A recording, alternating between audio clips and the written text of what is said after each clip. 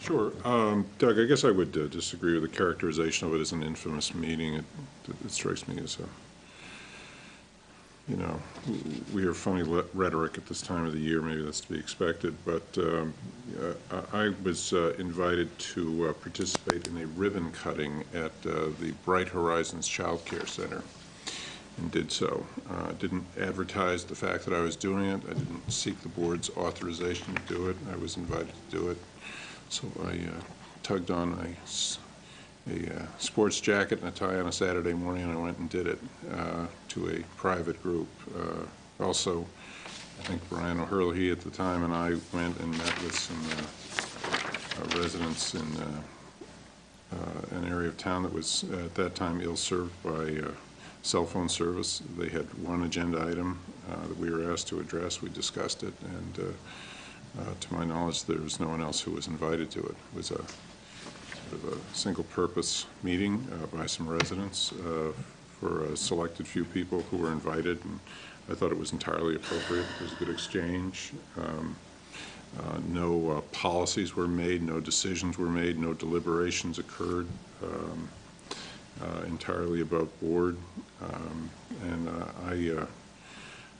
my guess is that we've all been invited to meetings of membership groups that don't make a practice of advertising these things and so forth. So I frankly see the whole thing as a non-issue.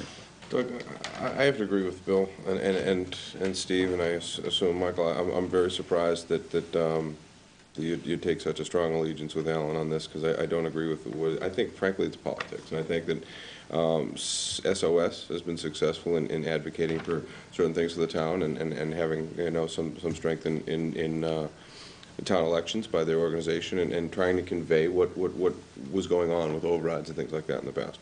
I think Alan, as a candidate for selectman, recognizes that the best opportunity for him to win is to attack SOS, and I think we're go right along with it. I think, especially going to public meeting. I mean, wasn't it you that took me to a meeting with the Chamber of Commerce, and it wasn't advertised. It wasn't. We didn't talk about it as a board. I was elected, and I was grateful that you did it. And I think that it's not consistent.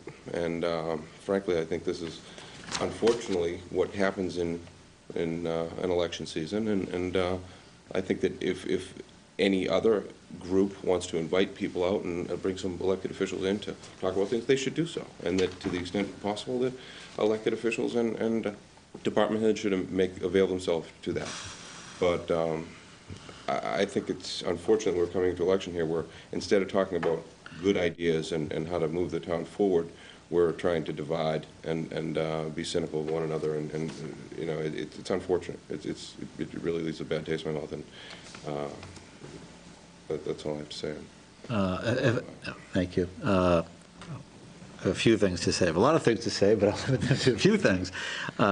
First of all, your suggestion as to whether this was a legal meeting. Let me make it quite clear. This was a legal meeting. It was a private meeting of private residents in one of their homes. They invited some public officials, chairs of certain boards, invited because they were chairs or involved on committees and boards, not on behalf or representing those boards. And Gary, superintendent of schools, and the town administrator, Fred, were invited as well. We didn't put the meeting together. We were invited to the meeting to attend. There was nothing illegal. I have checked with town council about it. There's absolutely nothing to suggest that there may be something illegal about the meeting or who attended or why they attended. It's just wrong to suggest there's anything illegal about the meeting. Personally, I have always been accessible to members of the public by phone, if they want to meet with me, invite me to meetings, and I know each of us on this board has been, and I hope Fred would be, and I would hope the superintendent of schools would be, and other public employees who are in similar positions. We should attend meetings of this sort that we're invited to, and frankly, if Fred was invited to this meeting or a meeting by WVN or any other group and he chose not to attend, it would be wrong. So I want to take a position that he should have been at that meeting if he was invited to, or anyone who was invited to speak to a member of the to speak to private citizens should attend those meetings if they're able to attend them, as long as they're not going on behalf or representing boards, and that did not happen in this situation. Absolutely positively did not happen in this situation. How do you prove that? I don't have to prove it, I'm telling you. No, excuse me. I'm saying, the names were, the individuals were listed, not by name. Excuse me, Doug, I am telling you, Okay. I went to that meeting because I was on the Board of Selectmen. I did not represent the Board of Selectmen at the meeting. There was nothing to, no decisions were made. There was no violation of any selectmen's manual. There were no decisions made. There was nothing to act upon as a group. I did not act for the board, on behalf of the board, in any way, shape, or form, period. Just understand public perception. I understand public perception. What I understand, Public excuse me, perception is I would like to like finish minutes. speaking what I was going to say.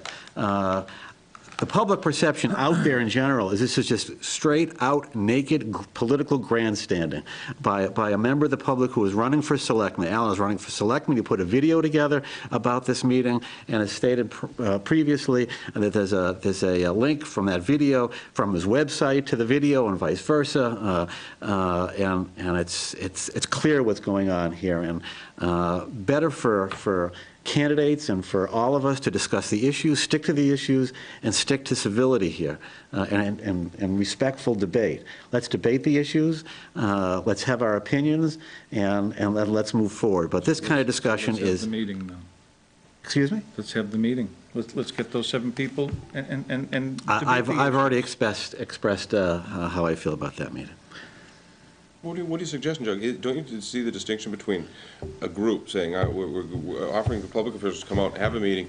Yes, you want to advise people, tell them why you, different officials feel this way about certain... Can I finish, Doug? And then I'll certainly afford you time. Yeah. That was not...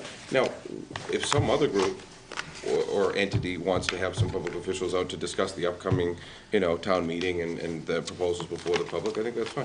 That's a different thing entirely than having a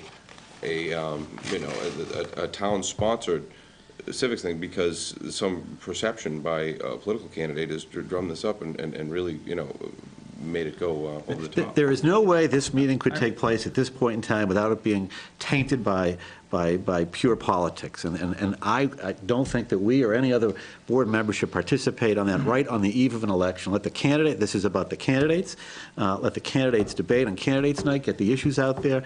Let's have a town meeting, let's debate the issues in the floor of town meeting, let's have discussions at the Warren hearing, but let's not infuse this with pure politics at this point in time.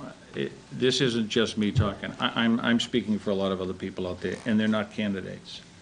And I have no problems with SOS or any other group. SOS was a big supporter of my campaign.